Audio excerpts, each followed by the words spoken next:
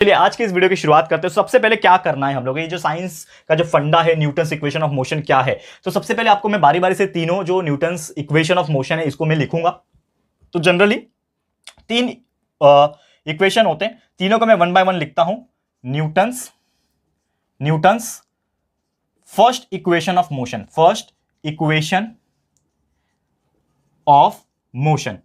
तो न्यूटन्स का first equation of motion क्या है, इसका फॉर्मूला क्या है, ये मैं आपको बताऊंगा। देखो ऑलरेडी मैंने एक वीडियो इसके ऊपर पहले भी बनाया हुआ, अगर आपको याद होगा तो इसके ऊपर एक वीडियो ऑलरेडी बनाया था जिसमें मैंने एक्सप्लेन किया था कि ये फॉर्मूला जो है वो बनता कैसे है। जैसे कि न्यूटन्स का जो फर्स्ट इक्वेशन ऑफ मोशन है उसका जो फॉर्मूला होता है दोस्तों वो होता है v is equal to u plus A t. ये इसका फॉर्मूला है। और ये जो फॉर्मूला है ये बनता कैसे, ये आया कैसे, जिसको हम लोग डेरिवेशन बोलते हैं, डेरिवेटिव जो पार्ट होता है वो क्या है, तो वो ऑलरेडी आप सर्च कर सकते हो हमारे साइंस का फंडा वीडियो सीरीज में जाके। हमने इक्वेशन ऑफ मोशन के ऊपर एक और वीडियो बनाया हुआ है पहले से, तो आप चेक कर सकते हो, आपको पता चल जाएगा उसके पीछे का भी कॉन्सेप्ट। लेकिन ये कॉन्सेप्ट क्या है इसको समझ लेते हैं। तो सबसे पहले आपको बता दूं v का मतलब क्या होता है। v का मतलब होता है दोस्तों फाइनल वेलोसिटी। हर एक का मतलब भी आपको पता होना चाहिए। v का मतलब होता है फाइनल वेलोसिटी। उसके बाद u है, u का मतलब होता है दोस्तों इनिशियल वेलोसिटी। क्या होता है, इनिशियल वेलोसिटी। ठीक है।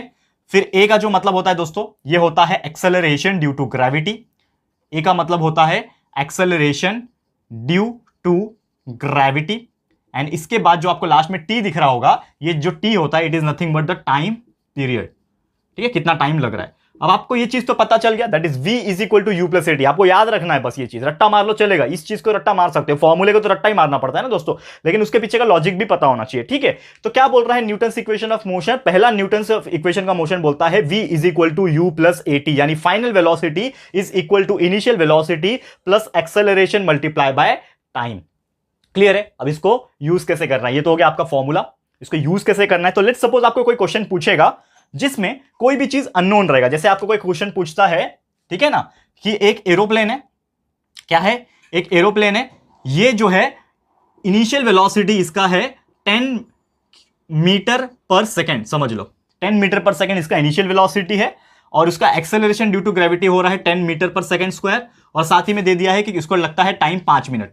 यानी कि एरोप्लेन को उड़ने में, ठीक है ना, जब वो चल रहा है, रनवे पे चल रहा है, एरोप्लेन रनवे पे चल रहा है, इमेजिन करो। देखो ऐसे टाइप के न्यूमेरिकल पूछेंगे, मैं आपको बहुत सारे न्यूमेरिकल चाहता तो मैं सॉल्व करा सकता हूं, लेकिन इतने सारे न्यूमेरिकल है, आप कितना कितना कराऊंगा मैं। और सबसे बेस्ट होता है कि न्यूमेरिकल्स कराने से अच्छा मैं आपको कंसेप्ट बता दूं, क्योंकि अगर आपको कंसेप्ट पता चल गया कि कैसे यूज करना है, कोई परेशानी ही नहीं होगी आपको। समझ में आ रहा है दोस्तों मैं क्या बताने की कोशिश कर रहा हूं। ठीक है, तो यहां पे अगर ऐसे टाइप के कुछ क्वेश्चंस आ गए जिसमें एरोप्लेन दिया है, मतलब ऐसे वाले कि आपको इनिशियल वेलोसिटी दिया है, एक्सेलरेशन दिया है, टाइम दिया हुआ है, और आपको पूछा है कि फाइनल वेलोसिटी कितना होगा, कि एरोप्लेन जब भागेगा उड़ेगा तो लास्ट में उसका वेलोसिटी कितना होगा, यानी कि क्या पूछा आपको, v पूछा हुआ है, v मतलब फाइनल वेलोसिटी। तो आप सीधा सीधा क्या कर सकते हो, ये फॉर्मूला लगा सकते हो। कौन सा फॉर्मूला, पहला वाला equation of motion, v is equal to you plus A t, जिसमें आपको u का वैल्यू दिया है 10 प्लस ए का वैल्यू भी दिया है 10 और टाइम का वैल्यू दिया है 5, मल्टीप्लाई कर लो आपका आंसर आ जाएगा। तो 10 प्लस 10 मल्टीप्लाई बाय 5 इज 50, तो 10 प्लस 50 इज 60, तो आपका आंसर आ गया 60, यानी v is equal to 60 metre पर सेकंड।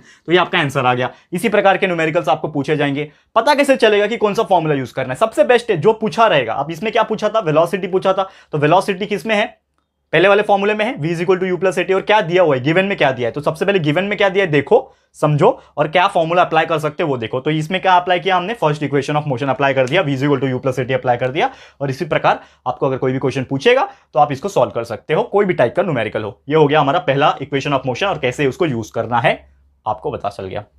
क्लियर है। उम्मीद करता हूं कि यार ये चीज आपको बहुत ही आसानी से समझ में आ गया होगा। अब मैं इसको रफ कर लेता हूं, क्योंकि अब हम पढ़ाने जा रहे हैं आपको सेकंड इक्वेशन ऑफ मोशन का फॉर्मूला और उसको कैसे यूज करना है। बहुत ही सिंपल है, अगर आप ध्यान से देखोगे। लोगों को हार्ड इसलिए लगता है क्योंकि उनको पता ही नहीं होता है, फॉर्मूला लर्न नहीं होता है, उनको कैसे यूज करना है पता ही नहीं होता है। लेकिन जिसको पता है ना दोस्तों, ट्रस्ट में कभी भी कोई न्यूमेरिकल में परेशानी नहीं होगी आपको, इतना गारंटी ले सकता हूं मैं। ठीक है, ये हो गया हमारा न्यूटन फर्स्ट हो गया। अब मैं बात करूंगा Newton's second equation of motion. तो न्यूटन्स का सेकंड इक्वेशन ऑफ मोशन का फॉर्मूला पहले सुन लेते हैं हम लोग। क्या है, s is equal to u t plus half a t square. अब इसमें बहुत सारी चीज दिख रहे हैं। अब इसका मतलब क्या है, तो s का मतलब होता है it is nothing but distance और डिस्प्लेसमेंट। सिंपली बोलो तो डिस्प्लेसमेंट काउंट कर लो, डिस्टेंस भी होता है, डिस्टेंस और डिस्प्लेसमेंट ऑलमोस्ट सेम ही होता है इस चीज के लिए। ठीक है, फिर u का मतलब आपको मैंने अभी बताया, दैट इज इनिशियल वेलोसिटी, सबसे स्टार्टिंग वाला वेलोसिटी।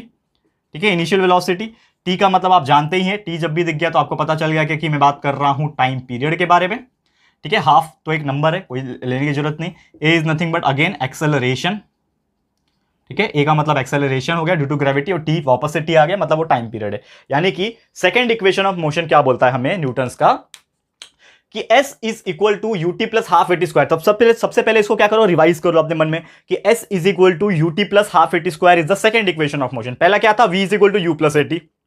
पहला क्या था, जब भी आपको कोई बोले what is the first equation of motion, तुरंत निकलना चाहिए V is equal to you plus a t, this is the first equation of motion, Newton's equation of motion. ठीक है, सेकंड पूछेगा S is equal to u t plus half a t square. इसका मतलब क्या है कि displacement is equal to initial velocity multiply by the time period plus half multiply by acceleration due to gravity into time period का square. अब इसको कैसे use करना रियल लाइफ में, सपोज कोई आपको कोई क्वेश्चन पूछता है, सपोज कि आपको कोई क्वेश्चन पूछा जिसमें आपको ये सब में से कोई भी एक वैल्यू अननोन दिया, जैसे कि आपको कोई पूछा है कि डिस्प्लेसमेंट निकालो, डिस्प्लेसमेंट यानी कि क्या होता है S, आपको कोई पूछा कि डिस्प्लेसमेंट निकालो, समझ लो कि एक अगेन एरोप्लेन है, एक एरोप्लेन बहुत तेजी से जा रहा है, उसका मुझे बोला हुआ है इनिशियल वेलोसिटी 10 है, फाइनल वेलोसिटी दिया हुआ है समझ लो 20, ठीक है, इसमें एक्सेलरेशन ड्यू टू ग्रेविटी का वैल्यू 10 दिया हुआ है, ठीक है, टाइम पीरियड भी 5 दिया हुआ है, इस प्रकार बहुत सारी चीजें दिया हुआ है, ठीक है ना। अब यहां पे आपको बोला है S निकाल के दिखाओ, यानी डिस्प्लेसमेंट निकाल के दिखाओ कि एरोप्लेन कितना दूरी तक जाएगा, समझ लो, ये निकाल के बताओ। तो आपके मन में आया कि आपको क्या निकालना है, S निकालना है। न्यूमेरिकल में क्या पूछा है, डिस्प्लेसमेंट निकालना है, ऐसा पूछा है ना, डिस्टेंस निकालना है, डिस्प्लेसमेंट निकालना है, यानी S निकालना है। तो आप सोचोगे कि ये तीनों इक्वेशन ऑफ मोशन जो होते हैं इसमें से कौन सा यूज करूंगा। पहला मेरा फॉर्मूला क्या था, पहला फॉर्मूला ये था V is equal to you plus a t. तो क्या मैं ये V is equal to you plus a t इसमें यूज कर सकता हूं, क्या नहीं यूज कर सकता, क्योंकि हमें S निकालना है और इसमें तो S है ही नहीं, तो ये फॉर्मूला मैं यूज ही नहीं कर पाऊंगा। अब कौन सा आया दिमाग में, सेकंड वाला आया ना। तो क्या है formula, S is equal to u t plus half a t square. इसमें U का वैल्यू दिया है डाल दो, T का वैल्यू डाल दो, हाफ तो पता ही है, A का वैल्यू दिया है डाल दो, T का वैल्यू डाल दो, कैलकुलेट कर दो, आपको S का वैल्यू मिल जाएगा। कितना सिंपल है, यही चीज है दोस्तों, है कि नहीं, है कि नहीं, कितना सिंपल। तो ये ऐसे ही बहुत ज्यादा सिंपल है, लोगों को बस पता नहीं है दोस्तों कि कैसे सॉल्व किया जाता है और कौन सा फॉर्मूला यूज किया जाता है। तो ये यार मैं आपको बता दिया कितना सिंपल है, बस आपको दिया क्या है वो देखना है और उसके हिसाब से फॉर्मूला तीनों में से ढूंढना है कि कौन सा तीनों में से सुटेबल है, बेस्ट कौन सा रहेगा अप्लाई करने के लिए, और उसमें वैल्यूज डाल दो, बस आपको कैलकुलेट तो करना है, कैलकुलेट तो आप कर ही लोगे, इतना ईजी है, ठीक है ना। समझ में आ गया दोस्तों। अब इसको भी मैं रफ कर रहा हूं क्योंकि ये हो गया हमारा न्यूटन्स का सेकंड इक्वेशन ऑफ मोशन। अब आखिरी वाला यानी कि Newton's third equation of motion क्या है, इसको देखेंगे, इसके फॉर्मूले को देखेंगे और किस प्रकार यूज करना है इसको भी देख लेंगे। फिर हमारा आज का जो लेक्चर है दोस्तों ये हो जाएगा समाप्त। क्या हो जाएगा, समाप्त हो जाएगा। ओके।